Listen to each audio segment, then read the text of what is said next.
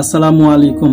আমরা কোন সোনার বাংলায় বাস করি, যেখানে হচ্ছে গিয়া দিনের বেলা একটা মেয়েকে তার বাবার কাছ থেকে তুলে নিয়ে গিয়া সংঘবদ্ধ ধর্ষণ করে হত্যা করা হয়। জি, আমি নরসিংদীর মাধবদীর ঘটনা বলতেছি। যে মেয়েটাকে গত পরশুদিন ধর্ষণ করে হত্যা করা হয়েছে, সেই মেয়েটাকে গত 15 দিন আগেও একই কিশোর গ্যাংদের দ্বারা সংঘবদ্ধ ধর্ষণ করা হয়েছিল। পুলিশের কাছে যখন এটার জন্য মামলা করতে যায়, তখন পুলিশ মামলা নেয়। কারণ হচ্ছে গিয়া ধর্ষকরা হচ্ছে নেতার, পাওয়ারফুল নেতার কাছের লোক, খুব কাছের লোক। তাদেরকে হচ্ছে গিয়া ধরা ছোঁয়া যায় না। তারা নির্বিঘ্নে অপরাধ করে যাবে, ধর্ষণ করে যাবে, তাদেরকে হচ্ছে গিয়া আইন, আমাদের প্রশাসন ধরতে পারবে না। তো এটা হচ্ছে গিয়া থানা কিছু করতে পারি না, এই জন্য নাকি এই এলাকার স্থানীয় মেম্বার হচ্ছে গিয়া এটা সালিশ বৈঠকের মাধ্যমে মীমাংসা করে দেয়।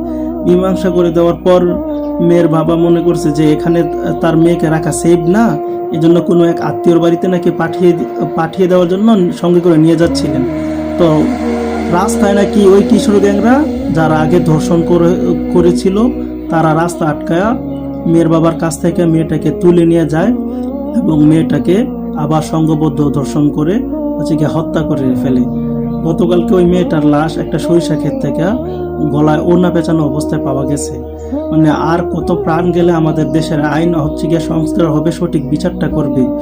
মানে আমরাও এই দেখেন নাই যে এই হত্যাটা হয়েছে না, যদি আমাদের আওয়াজের মাধ্যমে, আমাদের পোস্টের মাধ্যমে, লেখার মাধ্যমে অপরাধীদেরকে গ্রেফতার করা হয়, দেখবেন আমাদের দেশের গণতান্ত্রিক আইনের মাধ্যমে, আইনের ফাঁক ফোকর দিয়ে তারা হচ্ছে গিয়ে বের হয়ে চলে আসবে, আবার খোলা বাতাসে ঘুরবে।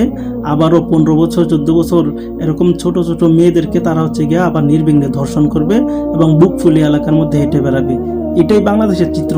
যতদিন পর্যন্ত কোনো শাসক, সঠিক শাসক আমাদের দেশে নিয়োগ না হবে এবং আমরা নিজেরা ভালো না হব, ততদিন পর্যন্ত হচ্ছে গিয়ে আমাদের আইনের এই বেহাল দশাই থেকে যাবে। আরো হাজার হাজার আর লক্ষ কোটি আবেদা এই দেশে ধর্ষিত হবে, হচ্ছে গিয়ে এইভাবেই মৃত্যুবরণ করবে, কিন্তু আমাদের দেশ থেকে কোনো বিচার আমরা আশা করতে পারি না।